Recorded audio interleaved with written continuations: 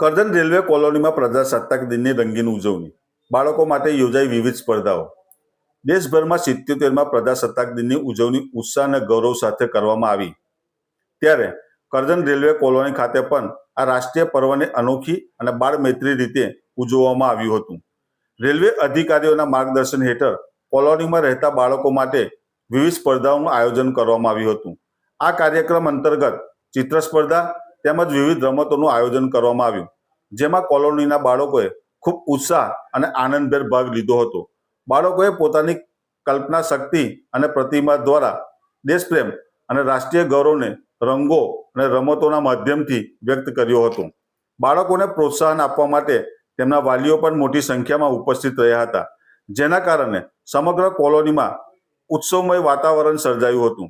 કાર્યક્રમના અંતે રેલવે અધિકારીઓ દ્વારા સ્પર્ધામાં ભાગ લેનાર તમામ બાળકોને ઇનામો અને પ્રશસ્તિ પત્રો આપી પ્રોત્સાહિત કરવામાં આવ્યા હતા। આ ઉજવણી માત્ર પ્રજાસત્તાક દિનની ઉજવણી પૂરતી સીમિત ન રહી, પરંતુ બાળકોમાં દેશપ્રેમ, એકતા અને સંસ્કારના બીજ વાવતી એક પ્રેરણાદાયી પહેલ બની રહી।